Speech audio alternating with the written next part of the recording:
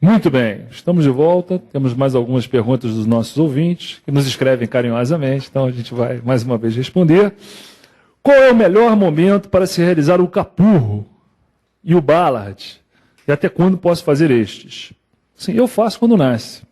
Mas essas questões de prova geram alguma dúvida na gente, né? A gente vai no livro-texto e não acha grandes coisas. Vai em alguns artigos, em torno de 12 horas talvez seja melhor, em torno de 6 a 12 horas. O senhor poderia repetir quem tem melhor prognóstico? O PIG simétrico ou o assimétrico? O assimétrico tem melhor prognóstico. Por quê? Porque ele só sofreu uma desnutrição no final da gestação. O outro teve problema desde o início. Então o prognóstico é muito pior. O que causa a deficiência de biotinidase? É um erro inato do metabolismo da biotina. Recém-nascido em 10º dia de vida com hipotonia. Pode sugerir alguma patologia? Várias. É muito inespecífico esse sintoma da hipotonia. Pode ser consequência de uma asfixia, pode ser uma doença muscular, pode ser uma doença neurológica, quer dizer, muita coisa. O que se deve fazer quando o paciente estiver com catéter umbilical inserido? Na enterocolite, tirar. Tirar imediatamente. Muito bem. Vamos em frente. Vamos falar agora dos problemas respiratórios do recém-nascido. Aí, mais uma vez, a prematuridade na frente, né? A apneia idiopática da prematuridade, que tem relação com a imaturidade do centro respiratório, que tem uma resposta atenuada ao gás carbônico. Normalmente, na hipercapnia, no aumento do CO2, o indivíduo faz uma taquipneia de resposta. No prematuro, pela imaturidade do centro respiratório, essa resposta é deficiente, é atenuada. E o pior, ele tem uma resposta paradoxal à hipóxia. Qual é o normal? Está hipóxico, começa a hiperventilar. No prematuro, está hipóxico, aí ele para de respirar mesmo. Tipo, desisto. Ah, está hipóxico, então eu não quero mais. Vou morrer. Vou morrer, acabou. Né? Então, resposta paradoxal. E a incidência, logicamente, é inversamente proporcional à idade gestacional. Quanto menor a idade gestacional, maior a incidência de apneia. E aí ela tem um detalhe que realmente é especial. Quando eu penso em doença da prematuridade, a hemorragia intraventricular, por exemplo, que a gente viu anteriormente, ela é mais comum no primeiro dia de vida. A apneia idiopática da prematuridade, o primeiro episódio, não acontece no primeiro dia de vida. Ela é rara no primeiro dia de vida. Ela começa entre o 2º e o 7º dia de vida. Isso não quer dizer que ela não possa durar mais tempo. Ela pode durar semanas, dependendo do grau da prematuridade. Mas ela vai ter o seu primeiro episódio entre o 2º e o 7º dia de vida, mas raramente no primeiro dia. Então, se eu tenho apneia no primeiro dia de vida, vamos pensar em outra coisa. Convulsão, um distúrbio respiratório, mas não a apneia da prematuridade. Então, ela é rara no primeiro dia de vida. Quando é que ela é grave? Uma apneia grave é aquela que pode levar à morte. Quando ela é duradoura. Mais do que 20 segundos, é grave. E outra forma de eu perceber que é grave, ela dura o tempo suficiente para alterar a hemodinâmica. Ela provoca bradicardia. Aí eu não preciso nem contar o tempo. Está fazendo bradicardia, cianose, então é grave. Então, mais do que 20 segundos, ou associação a bradicardia e cianose, é grave. E qual é o tratamento medicamentoso da apneia idiopática da prematuridade? São as metilxantinas, aminofilina, cafeína, que aumenta a força de contração do diafragma e estimula o centro respiratório. Então, uma ação no músculo e ação central. Então, as metilxantinas, aminofilina, cafeína. Então, é aquela hora que o intensivista neonatal vai tomar um cafezinho, ele tem que dividir, também com o recém-nascido, para dar um estímulo para o cara, parar de, essas bobeiras de apneia. Nada a ver, Então, tratamento, metilxantinas. O CPAP nasal também ajuda muito. Principalmente quando a apneia é obstrutiva também, ou mista. Além de ter uma imaturidade do centro respiratório, a posição da criança, a fraqueza muscular faz com que haja uma obstrução da via aérea. E aí o CPAP, que é uma pressão na via aérea contínua, você pega o oxigênio e o ar comprimido, misturam com um blender, e ele encaixa aqui com uma prongazinha, um arzinho entrando pelo nariz, uma coisa, um objeto bastante simples. e ele continua numa mangueirinha que entra num selo d'água. E quanto mais você aprofunda, 1, 2, 3, 4 centímetros, 5, 6, geralmente em torno de 5, 6, que você deixa, é uma pressão contra a qual o recém-nascido tem que respirar para expirar o ar. Então ele sopra, ele solta o ar contra uma pressão que está ali obtida pelo selo d'água. Isso faz com que o alvéolo tenha mais dificuldade de fechar, o pulmão fica mais aberto, isso estimula a respiração, além de evitar atelectasias. Então o CPAP é fantástico e ainda posso jogar um pouco de oxigênio para ele. Eu posso fazer um CPAP só com ar ambiente, mas posso dar um pouco de oxigênio se eu tiver hipóxia. Geralmente, a apneia idiopática da prematuridade, embora possa começar entre o segundo e o sétimo dia, ela pode continuar aparecendo até que esse centro respiratório esteja maduro. E isso vai acontecer, vai resolver com 36 semanas de idade gestacional corrigida. O que é idade gestacional corrigida? Nasceu com uma idade gestacional de 30 semanas. Quando é que terá 36 semanas de idade gestacional corrigida? A idade gestacional mais a idade depois do nascimento, mais 6 semanas. Eu somo a vida extrauterina com a vida intrauterina. Somando tudo, eu tenho idade gestacional corrigida. Quando cheguei a 36 semanas, aí o centro respiratório já não vai mais vacilar nessa questão da apneia. Não vai ter mais apneia de prematuridade. Então, lembretes. Olha que interessante. A frequência da apneia idiopática, da prematuridade, ela aumenta durante o sono ativo, durante o sono REM, que é aquele dos movimentos rápidos dos olhos, que é aquele que a gente está sonhando. É o sono mais ativo. Eu realmente li isso no Nelson e eu não consegui entender por que numa fase mais ativa do sono é que eu vou ter mais apneia. Eu precisei estudar sono, que aliás não estudei por causa disso, estudei por causa da minha filha que não dormia. Mas aí eu falei, vou aproveitar para resolver a apneia. Finalmente!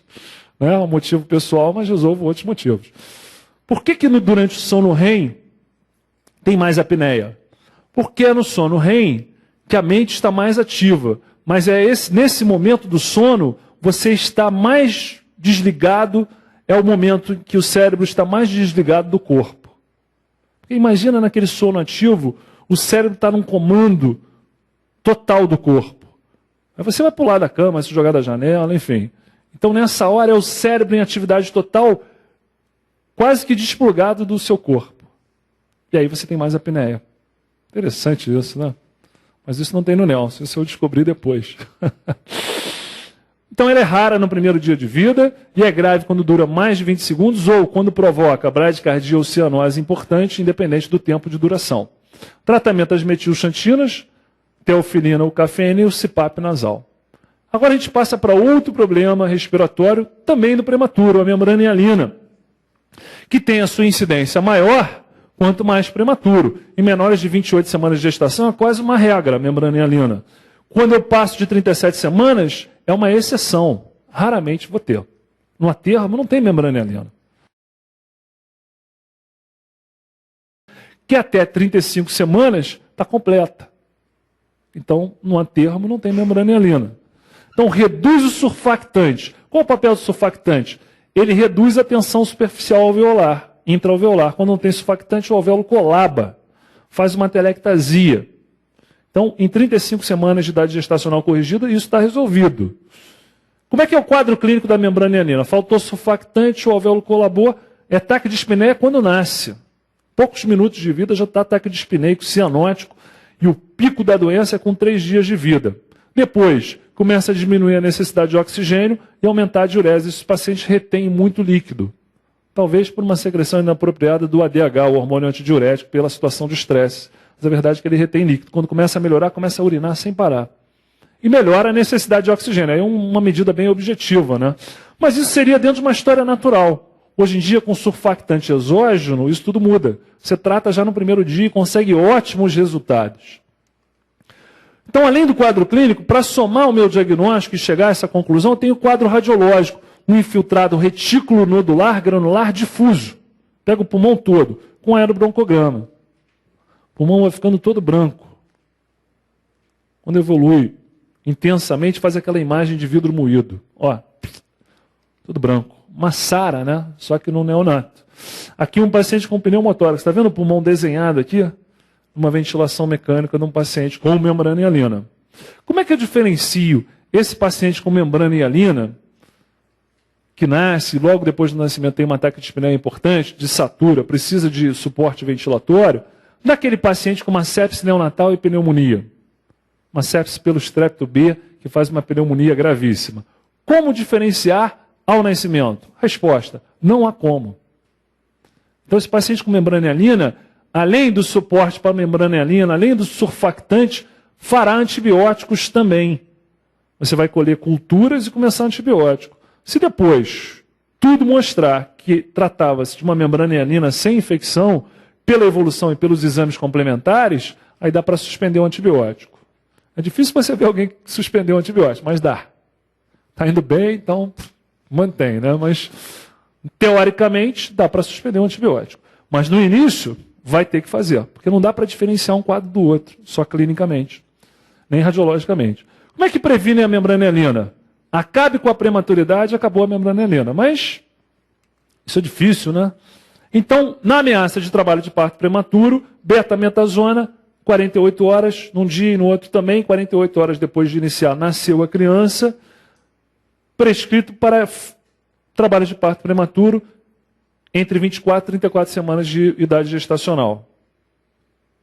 A obstetrícia já define isso como 32 semanas. Eu sei disso por causa da minha esposa, que é obstetra, mas isso não está nos livros de pediatria, então ainda falo 34 semanas. O pediatra é 34. Enfim, você faz. Mas digamos que o obstetra tenha tido sucesso em evitar aquele parto prematuro e ele fez o tratamento completo com betametazona. E tinha 26 semanas de idade gestacional. Aí com 30 semanas entra em trabalho de parto prematuro de novo. Repete ou não repete o corticoide? Não repete mais. Fez o tratamento completo? Não faz mais. É uma vez só. Só que completo. Completo não é um dia só, são 2 dias. E qual é o corticoide? Betametazona. Por causa do quê? Da leucomalácia periventricular, não é por causa da membrana hialina.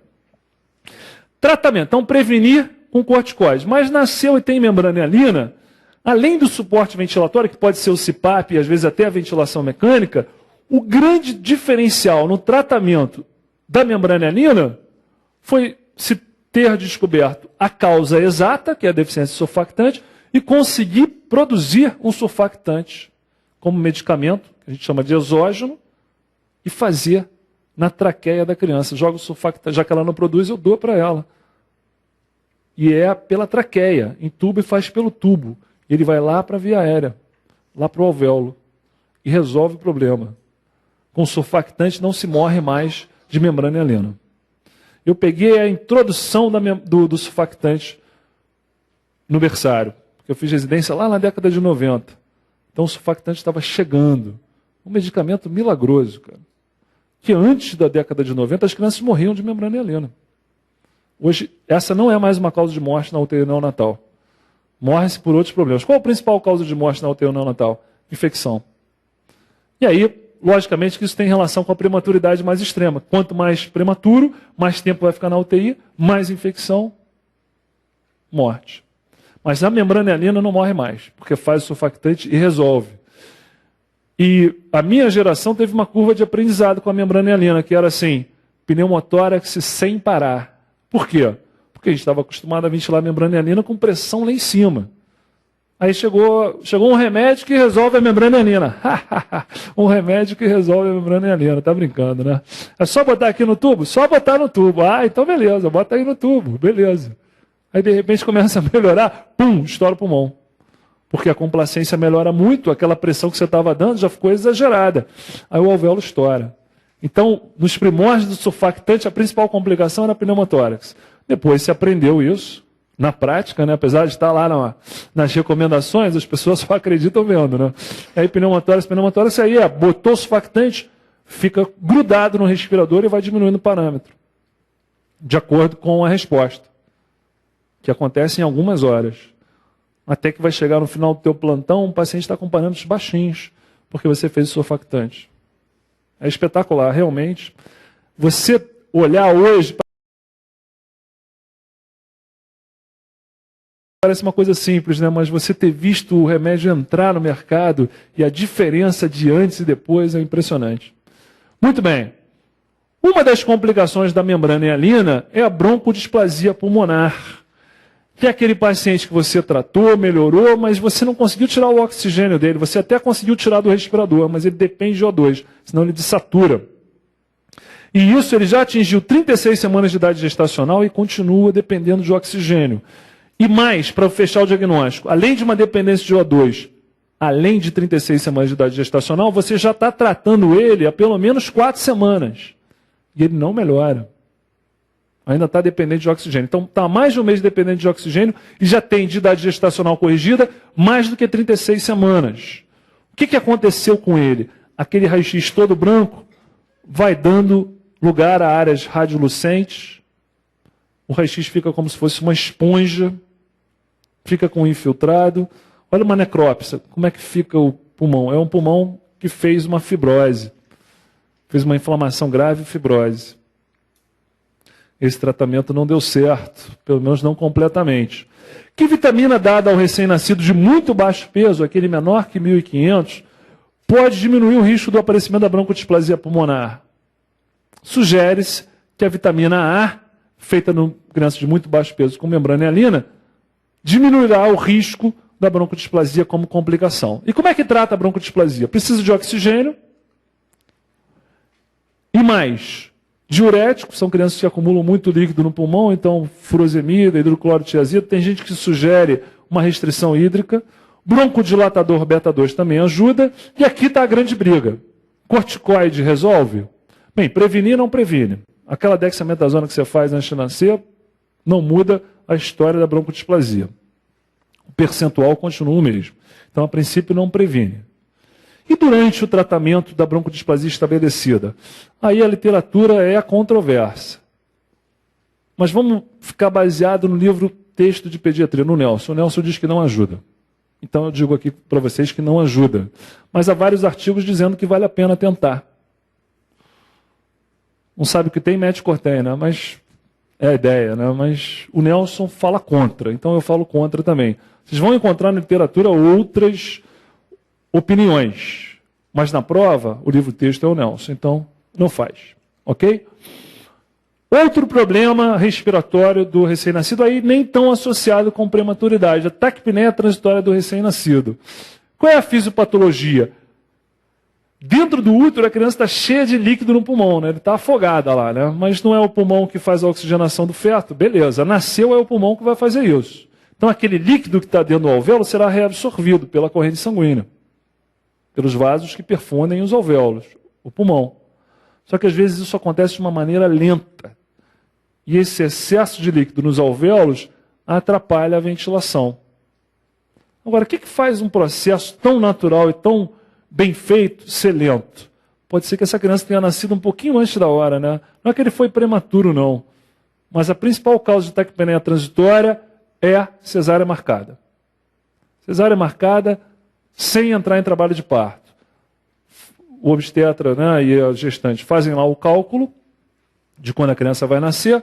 Tem 40 semanas no dia 15 de janeiro. Então isso quer dizer que no dia 1º de janeiro terá 38 semanas. 38 semanas tá bom, né, doutor? Tá bom, 38. É porque dia 1º também é o dia que nasceu o tio dele, que vai ser o padrinho. Então, para fazer um aniversário junto e tal, né?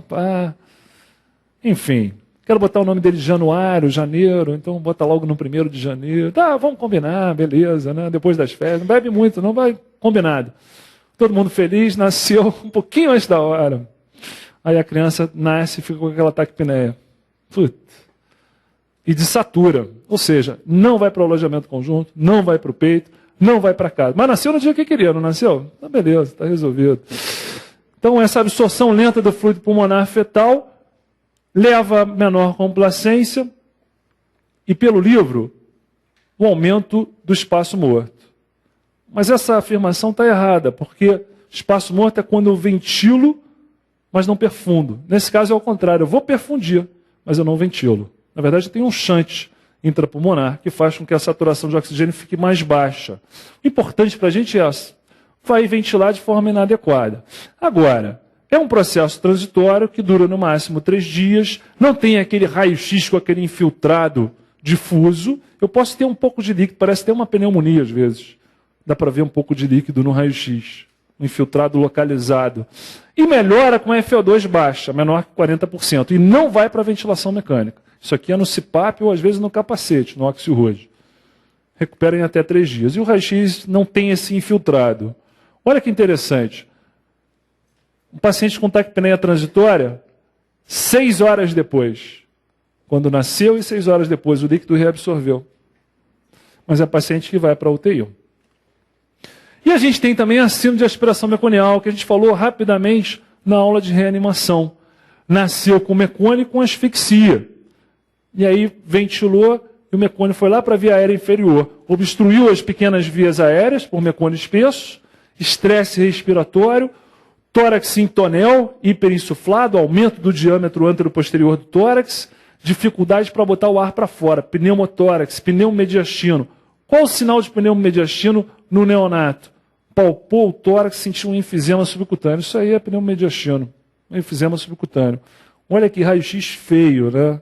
Na síndrome de aspiração meconial, um raio-x sujo, cheio de infiltrado difuso, retificação do diafragma, e aqui tem até um pneumotórax, muito comum na síndrome de aspiração meconial. Como é que previne?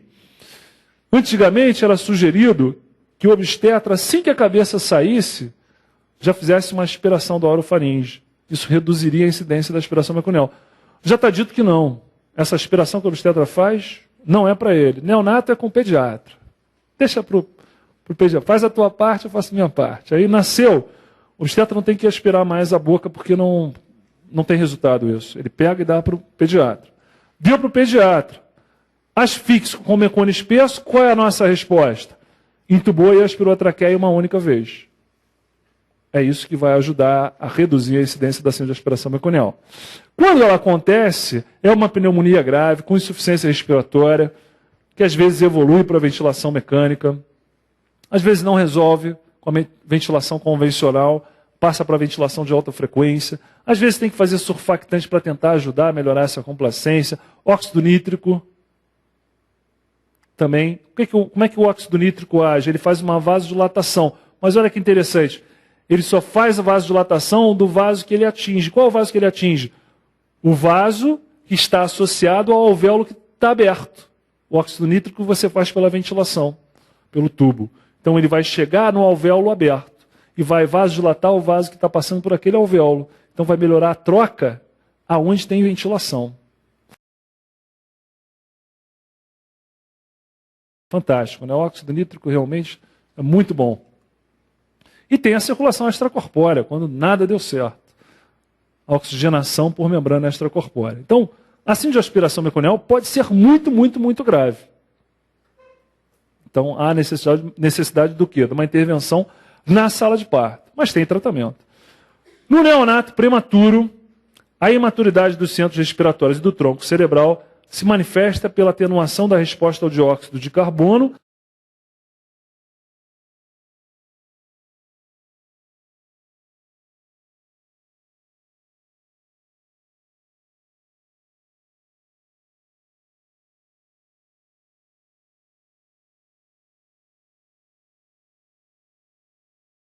e uma apneia ao invés de hiperventilação, taquipneia sem hipertensão e bradicardia. O que é a resposta paradoxal à hipóxia? Em vez dele ter uma taquipneia como resposta à hipóxia, ele faz uma apneia. Então, apneia ao invés da hiperventilação. A apneia recorrente da prematuridade, não relacionada a nenhum fator precipitante, pode ser tratada com teofilina ou qual é a outra metilxantina? Cafeína. Recém-nascido de parto cesárea, de mãe com doença hipertensiva específica da gravidez, gesta 1 para 1, idade gestacional 31 semanas pelo Ballard. Então, prematuro.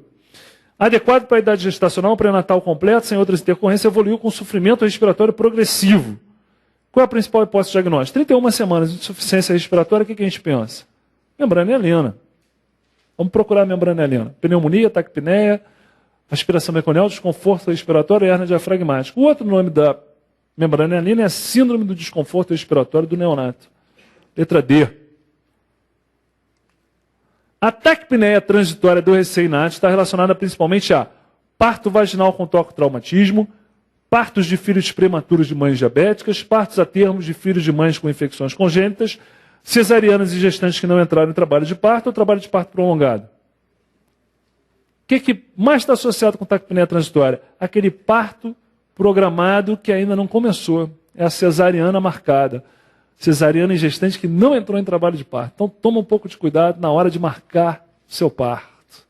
Se for marcar, né? O ideal é entrar em trabalho de parto. Um recém-nascido de 48 horas de vida e idade gestacional de 31 semanas, peso 1.500, apresenta 3 episódios de pausa respiratória de 20 a 25 segundos de duração cada, nos quais a frequência cardíaca caiu de 140 para 100 e a criança permaneceu sem movimentação e com oximetria de 75%. Durante os episódios, entretanto, o bebê apresentava atividade normal, a frequência respiratória de 50. A dosagem da glicose no sangue é 50, o cálcio 8. Os episódios de pausa respiratória são provavelmente por. Então, ele faz umas pausas respiratórias, é um prematuro, glicose normal, cálcio normal, tudo normal. Entre os episódios ele fica bem. O que ele tem? Imaturidade do centro respiratório, respiração periódica, manifestação de epilepsia, doença pulmonar de base ou manifestação de hipoglicemia. 50 para neonato está um valor bom de glicose, o mínimo é 45. Então ele tem apneia, ele tem imaturidade do centro respiratório. Letra A. Repara que ele usou aqui o cuidado de botar com 48 horas de vida, né? Não botou no primeiro dia de vida. Considere um recém-nascido com 36 semanas de idade gestacional, nascido cesariana eletiva, sem trabalho de parto, pegaram 8,9, evoluiu com frequência respiratória 80 e 90, tiragem discreta intercostal, colocado em CPAP e manteve saturação acima de 90. Radiografia de tórax, pulmões hiperinsuflados com congestão perilar, espessamento da cisura do pulmão direito e inversão do ângulo costofrênico bilateral, como se tivesse um pouquinho de derrame. Qual a sua hipótese diagnóstica? Quilotórax congênito, taquipneia transitória do recém-nascido, derrame parapneumônico, linfoangiectasia pulmonar ou broncopneumonia pelo estreptococo do grupo B. Essa foi uma cesariana eletiva um pouco antes da hora, né? Uma taquipneia transitória. Resposta à letra B de bola. Um recém-nascido pré-termo começa, logo após o nascimento, nas primeiras horas, a apresentar episódios de apneia. O diagnóstico mais provável seria apneia idiopática da prematuridade, uso de drogas pela mãe, pneumotórax, distúrbios neuromusculares e colapso das vias aéreas superiores. O diagnóstico menos provável. Menos provável. Quase que eu li errado ali, já que eu não li errado. Eu li o diagnóstico mais provável, já falei, não pode ser apneia idiopática. Logo no início, mas ele pergunta o menos provável. Nas primeiras horas, pode ser apneia idiopática da prematuridade? É o menos provável. Pode ser tudo isso aqui, ó. Uso de drogas, pneumotórax, distúrbio neuromuscular, colapso das vias aéreas. Agora, apneia nas primeiras horas de vida não é a apneia idiopática da prematuridade. Essa começa a partir do segundo dia de vida. Então, o menos provável é a letra A. Apneia idiopática da prematuridade, que raramente vai acontecer nas primeiras 24 horas. Então, tem que ler com calma essa. Eu até sublinhei o menos aqui para não me confundir. Isso é bom na prova, né? De sublinhar quando tem o menos, é certo, para não dar mole. Então, a resposta certa, o menos provável seria a apneia idiopática, porque é nas primeiras 24 horas de vida. Antes da gente responder essa pergunta, só quero fazer aqui com vocês uma linha do tempo baseada na idade gestacional. Ao nascimento, 35, 36, 37, 38, eu vou dar uma puladinha aqui, 40, 42 semanas de idade gestacional ao nascimento. Então, daqui para baixo, daqui para baixo. Daqui para baixo, de 36 semanas para baixo, eu posso ter o que como destaque? Apneia idiopática da prematuridade. Abaixo de 35 semanas, membrana hialina. Vou botar fraquinho aqui, ó. Deixa eu ver se o azul está melhor. Aqui em torno de 37, 38 semanas, taquipneia transitória. E o mecônio não é muito comum no prematuro, ele é mais comum no pós-termo. Então, de 40 semanas em diante aqui, 41 semanas, acima de aspiração meconial. E em todas as idades, qualquer distúrbio respiratório pode ser o quê? Pneumonia. Como diria Cazuza, pneumonia, eu quero uma para viver. É isso aí, pneumonia. Pode acontecer em qualquer das idades gestacionais. Agora vamos para essa próxima pergunta. A hipoglicemia observada em neonatos GIG, filhos de mães diabéticas, tem como principal causa hiperinsulinemia do neonato, resposta pancreática neonatal deficiente, gliconeogênese insuficiente, dificuldade no estabelecimento do aleitamento materno ou jejum nas primeiras 6 horas de vida. O que faz uma criança grande para a idade gestacional apresentar um quadro de hipoglicemia?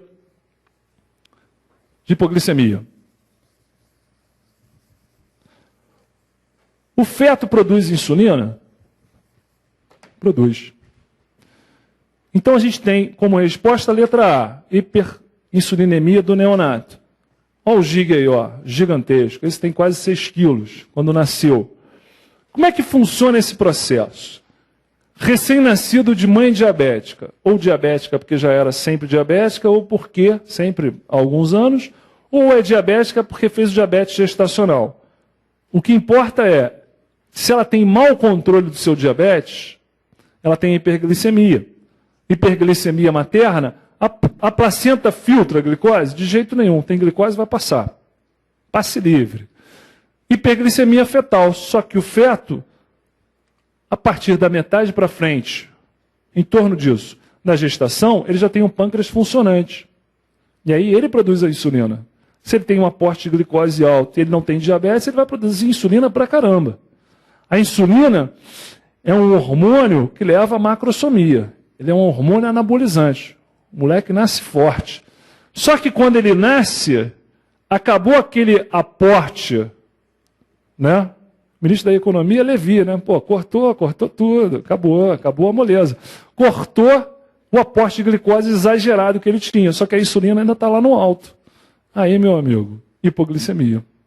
Tem muita insulina para pouca glicose. A glicose é até normal, mas tem insulina demais. E aí ele faz hipoglicemia. E ele é grande porque ele tem hiperinsulinemia. Isso faz ele ficar gigante. Também no recém-nascido de mãe diabética, é mais comum o estresse respiratório. Por quê?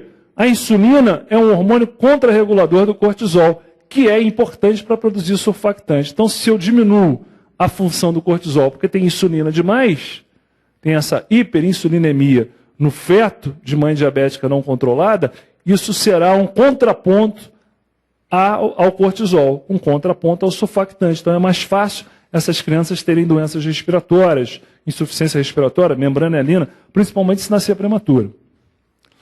Então, a hipoglicemia no recém-nascido, ela será mais comum quando a mãe já tem história de diabetes anterior à gestação, a mãe diabética. 25% a 50% terão hipoglicemia neonatal. E os nascidos de mãe com diabetes gestacional, esse percentual é alto, mas não tanto, é 15% a 25%. Para a gente fazer diagnóstico de hipoglicemia, a gente usa a dosagem da glicose, lembrando que a glicemia vai ter um nadir, um ponto mínimo na nossa vida toda, que é nas primeiras 3 horas de vida. Entre 1 e 3 horas de vida, eu tenho um valor mínimo de glicose que pode ser de 35. Menor que 35 é hipoglicemia. Entre 1 e 3 horas. Entre 3 e 24 horas, o mínimo é 40. E acima de 24 horas, eu espero pelo menos 45. Mas para fins práticos, a gente não precisa ter isso tudo na cabeça. E neonatologia, primeiro dia de vida, está abaixo de 45 é hipoglicemia. Eles jogam um corte um pouquinho para cima para não ter risco. Porque a hipoglicemia pode levar à lesão do neurônio. E isso pode ser para sempre. Então não vamos arriscar. No mínimo 45, desde que nasce, para garantir. Qual é o quadro clínico da hipoglicemia? A criança pode ser assintomática, mas ela pode ter tremor, apatia, cianose, pode ter convulsões, fazer apneia. A apneia mesmo pode ser uma manifestação de uma convulsão, que pode ser pela hipoglicemia, pode ter sudorese, palidez, tudo isso pode aparecer. Quem são os pacientes sob risco? Aqueles com hiperinsulinismo, como os grandes para a idade gestacional. Aqueles com nesidioblastose, que é uma doença em que você tem uma hiperfunção das células beta pancreáticas. Também de risco de hipoglicemia, os prematuros. principalmente aqueles pequenos para a idade gestacional, porque esses, pela desnutrição, não fizeram reserva de glicogênio. Quem tem mais risco de hipoglicemia, o PIG ou o GIG? Aquele que tem excesso de insulina ou aquele que não tem reserva? É o PIG. O PIG tem muito risco de hipoglicemia. Mas ambos têm risco. A gente tem que botar na cabeça que ambos têm risco e a gente tem que estar atento com ambos. Aumento da demanda metabólica, ou seja, uma sepse, também pode evoluir com hipoglicemia. E causas genéticas, erros inatos, galactosemia, onde eu tenha distúrbio no metabolismo da glicose. Aí ele também pode fazer uma hipoglicemia. Então, para controlar a hipoglicemia, se eu tiver um recém-nascido de risco, GIG ou PIG, eu tenho que medir a glicemia dele, um filho de mãe diabética, medir, mesmo que ele seja IG, é filho de mãe diabética, medir a glicose dele, a glicemia horária, desde que nasce, 1 hora de vida, 2 horas, 3 horas, 4 horas, até 6 horas de vida. Se tiver tudo normal, eu vou espaçando um pouquinho mais, meço a cada 4 horas, depois da 6ª hora de vida. Mas até lá é o horário. E aí, digamos que eu tenho um recém-nascido assintomático, só que a glicemia dele foi entre 25 e 45. Ele está hipoglicêmico. O que eu faço? Eu faço o seguinte, eu estimulo o aleitamento precocemente, de preferência com leite materno. A mãe não está conseguindo amamentar, então faz uma fórmula. Ele é assintomático por enquanto. E daqui a 30 a 60 minutos, eu vou novamente dosar essa glicemia. Se a glicemia continuar entre 25 e 45, a minha proposta de alimentação precoce não funcionou. Então, eu vou botar ele na hidratação venosa, oferecendo a glicose. Sendo que, como ele é assintomático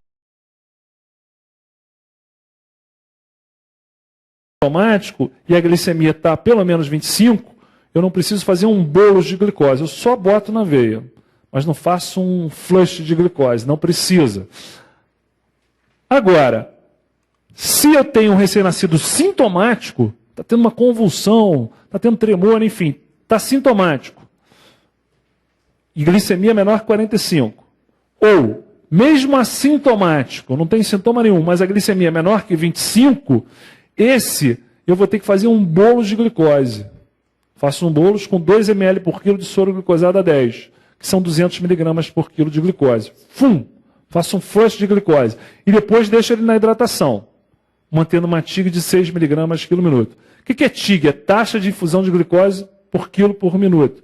Aí o pediatra que anda sempre com a calculadora vai lá, faz o cálculo, 6 mg por quilo minuto. Enfim, essa conta a gente não precisa aprender a fazer. Faz essa dose de infusão de glicose. Permite que coma? Sim, sem dúvida, vai comer. Então é peito ou fórmula, mais uma hidratação venosa contínua para manter a glicose no nível mínimo, de 45 pelo menos. Mas se ele é sintomático ou a glicose inicial é menor que 25, antes de começar essa hidratação venosa aqui de manutenção, eu fiz um bolo de glicose, para tirar ele daquela situação. E começo a alimentação. Beleza, de preferência leite materno. E fez hipoglicemia, vou repetir a glicemia em 30 minutos. Vamos ver o que está acontecendo. Se apesar de todo esse meu esforço, a glicemia dele não ultrapassa 45, está na hora de aumentar essa TIG. Eu posso chegar até 12 mg quilo minuto, posso dobrá-la. Não funcionou? Então eu uso um corticoide, um contrarregulador da insulina. Ou hidrocortisona ou prednisona. Pode ser um ou outro. Não funcionou. E aí, principalmente no paciente GIG, eu uso o glucagon, porque ele tem reserva de glicogênio. E o glucagon vai quebrar o glicogênio. Para o PIG talvez não funcione tão bem, porque ele não tem reserva. Mas para o GIG, que tem reserva, glucagon. Isso, eu estou seguindo essa sequência. Primeiro eu aumentei a TIG até um máximo, não funcionou. Fiz o corticoide, não funcionou. Faço o glucagon. Não funcionou. O paciente tem uma doença chamada nesidioblastose, que é uma hiperfunção da célula beta pancreática.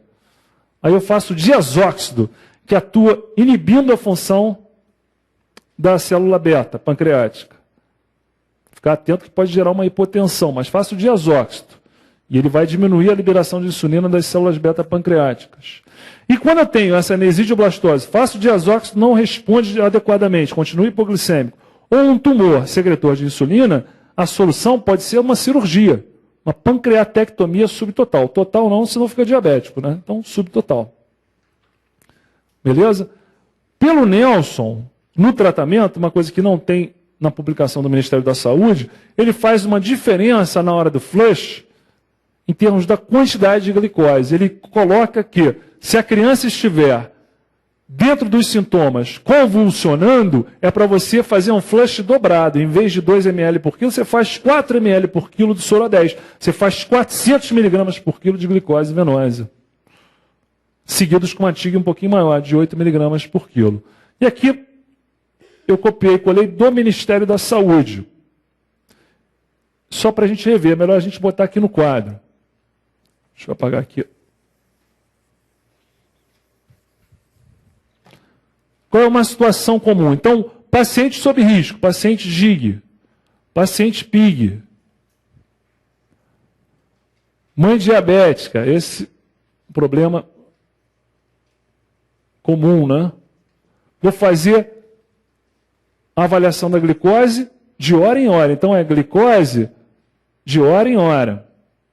E aí tem lá aquele paciente assintomático que está lá com uma dosagem entre 25 e 45. Só que ele é assintomático, né? O que eu faço para ele? Dieta. Vamos botar esse cara para comer e faço em 30 minutos, repito a glicemia. Digamos que ele esteja melhor do que 45 de glicemia. Acabou o problema. Vamos tocando. Ele nem foi para a veia. Beleza. Ele tinha uma hipoglicemia, mas ele era assintomático, eu tentei alimentação precoce e funcionou.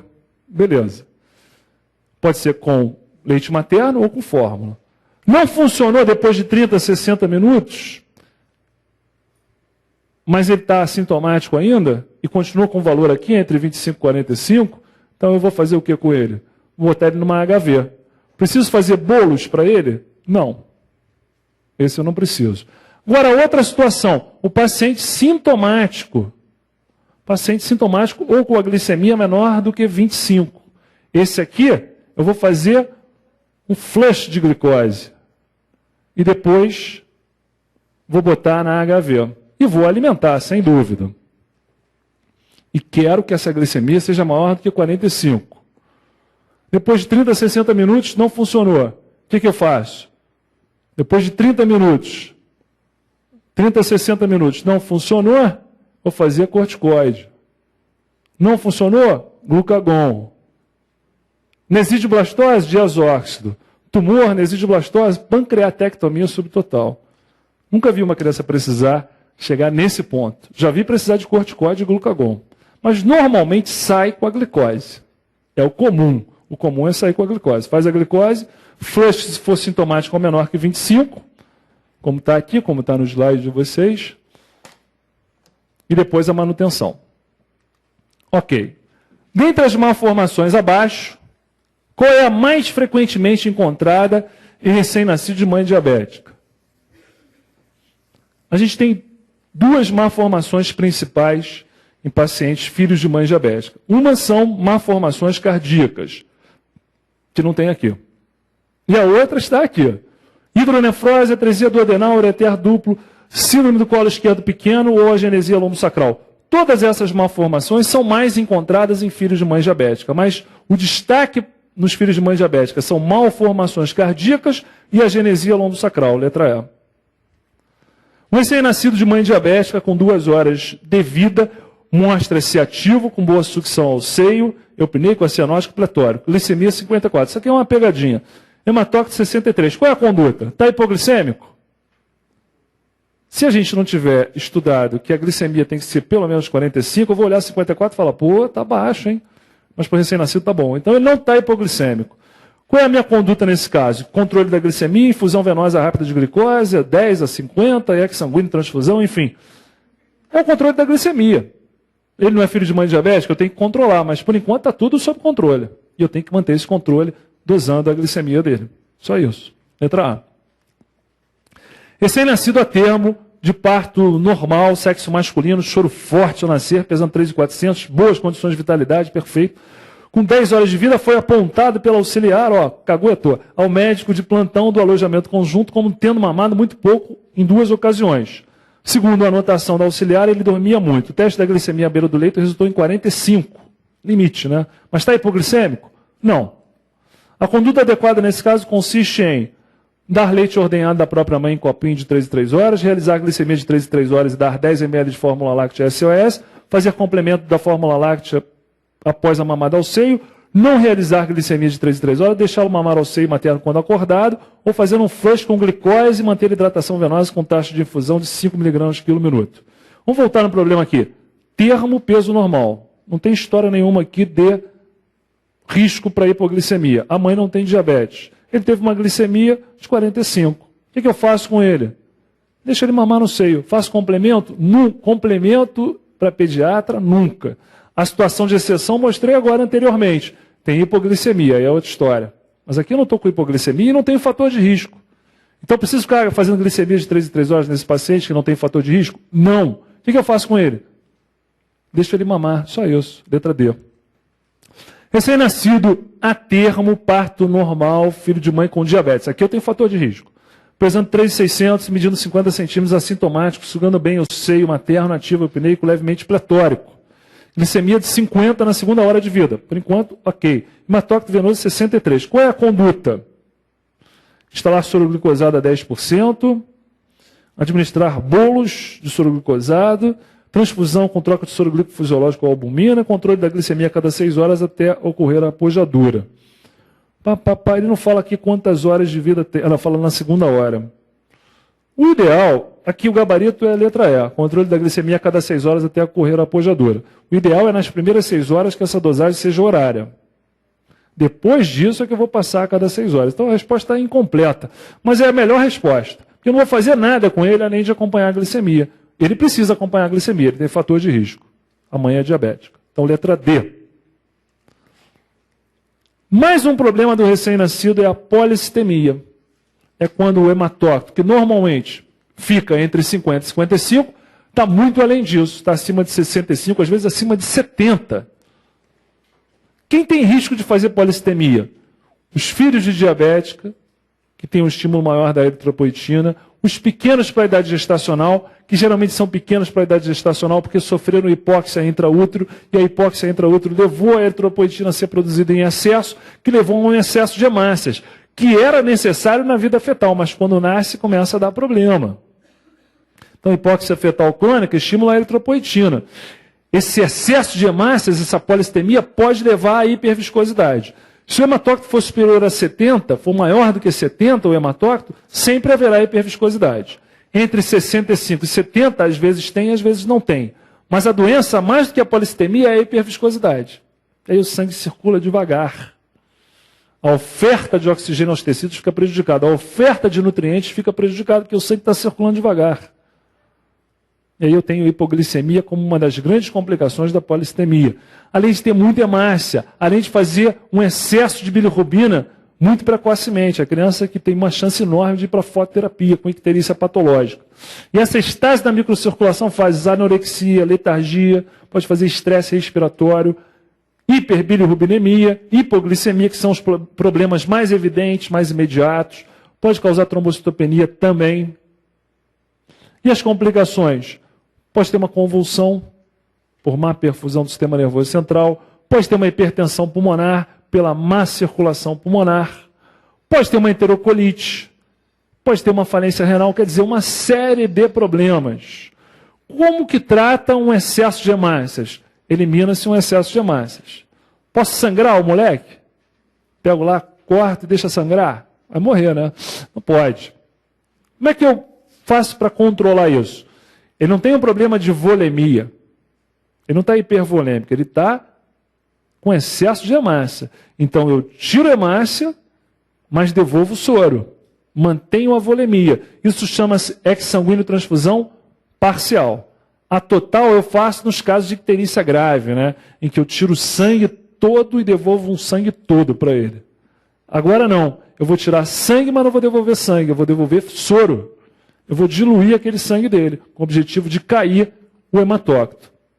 Então, sempre está indicada a exsanguíneo transfusão parcial quando o hematócrito central é maior ou igual a 70, ou quando ele é maior do que 65, ou seja, menor que 70, entre 65 e 70, mas há sinais de hiperviscosidade. Então, quando é que faz exame sanguíneo parcial?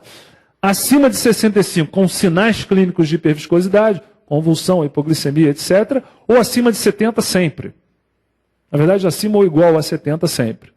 E como é que eu calculo quanto de sangue eu vou tirar? Aí tem umas formulazinhas de UTI neonatal que realmente não há interesse para a gente aqui saber essa formulazinha exata. Mas a verdade é que a gente, com o hematócrito encontrado, a gente bota lá um hematócrito desejado, peso da criança, e calcula o volume a ser retirado. Aí tira e bota soro. Tira e bota soro. E assim vai. Depois o hematócrito cai e fica tudo resolvido. Que beleza, né? Uma primípara de 19 anos desenvolve toxemia no último trimestre da gravidez. E durante o curso do seu trabalho de parto é tratada com sulfato de magnésio. Com 38 semanas de gestação, pariu uma criança de 2,300, escolhe de Apgar 7. Os estudos laboratoriais com 18 horas de vida revelaram hematócrito 79, glicose 38, cálcio 8,7. Logo após colher sangue, né, essa criança apresentou uma convulsão generalizada. Qual é a causa mais provável dessa convulsão? Então você vê aí uma criança a termo, 38 semanas de idade gestacional, 2,300. A termo com menos de 2,500 é PIG. Esse é PIG. 79 de hematócrito é uma polistemia gravíssima. Glicose 38 é hipoglicemia. Então eu tenho polistemia e hipoglicemia. Vamos para as respostas. Polistemia e hipoglicemia. Hipocalcemia, hipermagnesemia e hipomagnesemia. É A ou B? As duas estão certas. Pode ser hipoglicemia a causa da convulsão? Pode. Pode ser polistemia? É o mais provável. Porque é o que está mais distante do valor normal. E eu posso até considerar que essa hipoglicemia é uma consequência da polistemia. Então, o fator preponderante nesse caso é a polistemia. Então, gabarito, letra A. Chega à unidade básica de saúde um recém-nascido, nasceu de parto domiciliar em casa há 3 horas, pesando 3,200. A mãe refere que a gestação era a termo, 39 semanas, sem ter conhecido durante o pré-natal. Até agora, tudo bem. A acompanhante relata que o recém-nascido apresentou choro forte. Laqueadura do cordão umbilical ocorreu somente no momento do atendimento médico na unidade básica de saúde. Ou seja, só clampeou o cordão 3 horas depois de nascer. Isso é que é clampeamento tardio, né? Ao exame, recém-nascido apresentava-se pletórico hipoativo com cianose de extremidades. Qual dos exames a seguir é fundamental para o esclarecimento diagnóstico nesse caso? Ultrassom cerebral, gasometria, dosagem da metahemoglobina, dosagem do cálcio ou hematócrito? Essa criança está pletórica, demorou um tempão para clampear o cordão, deve estar com uma polistemia terrível, né? Eu esclareço isso com que exame? Hematócrito, letra E. Agora, para a gente finalizar, 2 casos clínicos, depois dessas 4 aulas de neonatologia, vou considerar da semana passada também, acho que vocês já estão prontos para um plantãozinho neonatal. Hoje acabou o curso. Pega um plantãozinho à noite, para ganhar um dinheirinho e tal. Aí você vai chegar lá, vão ter 2 pacientes. Tem pouca gente na UTI neonatal. O resto é come e dorme, como a gente chama. Tranquilo. Então você tem os seguintes casos que o plantonista do dia passa para você. Ó. Filho de Maria Clara, recém-nascido com 6 horas de vida, peso de nascimento 4.800. A mãe desenvolveu diabetes gestacional, a criança foi GIG. Uma glicemia realizada com 4 horas de vida foi de 20. A criança não apresentava sinais clínicos de hipoglicemia. O plantonista do dia optou pelo início de mamadeira com NAN, tendo como objetivo, com fórmula, né? Tendo como objetivo melhorar os níveis séricos da glicose. Caso 2. Criança com 12 horas de vida, o cara está te passando um plantão. Primeiro caso já complicou, né? Caso 2. 12 horas de vida, nascida a termo, porém pesando 2.300. A termo, com menos de 2.500, é PIG. É PIG, Apgar 910, mãe tabagista, fumou durante toda a gestação, sacaneou. Que é uma das causas de criança PIG, é o fumo na gestação, porque deixa a placenta caduca precocemente. A criança vem evoluindo com tremores em extremidades e apresentou há cerca de 1 hora um quadro compatível com uma convulsão. A dosagem da glicemia capilar foi 59. Tinha hipoglicemia? Não. O hematócrito central dosado foi 71. Hematócrito central é que você colheu da veia. Tem o periférico também, que você faz um furinho no dedo e colhe. Esses valores de hematócrito que a gente considera para polistemia são escolhidos do vaso. O periférico ele varia muito de valor, então, e ele sempre mede para cima, então ele não tem valor para fazer diagnóstico de polistemia. Então, hematócrito central, colheu da veia. 71. Está aumentado? Muito, né? Como o tratamento do quadro foi iniciado anticonvulsivante, colocado o recém-nascido em hidratação venosa com soro glicosado. Pô, esse plantão tá mal passado, né? Pô, o Vinícius falou para eu pegar um plantão, peguei, pô, mó roubada, cara. Pô, só paciente complicado. Quais seriam as condutas em relação a cada um desses pacientes? Justifique. Então, primeiro caso, GIG com 20 de glicemia. O que a gente faz? Ele está sintomático? Não está sintomático, mas ele tem menos do que 25. A conduta aqui, você pode alimentar precocemente? Pode e deve, mas tem menos do que 25. Vai fazer flush de glicose, porque tem indicação de fazer flush, apesar de ser assintomático, porque a glicemia está baixa demais. Então, 200 miligramas por quilo de glicose e bota na hidratação. E deixa mamar. Então, chegou no plantão, flush de glicose e bota na hidratação. Já resolvi o primeiro caso. Beleza. E o outro? O outro é uma criança polissistêmica. O cara fez um fenobarbital, daqui a pouco está na fenitoína, daqui a pouco está na ventilação mecânica. Tem que acabar com esse hematócrito muito alto. Como? Exsanguíneo parcial vai resolver esse problema. Quer dizer, vocês estão prontos. Estão prontos. Beleza, agora deu 58 minutos, menos 2 minutos, compensou 1 minuto de cada aula a mais. Perfeito. Então, beleza, gente. Acho que não tem pergunta? Tem pergunta, Walter? Não, né?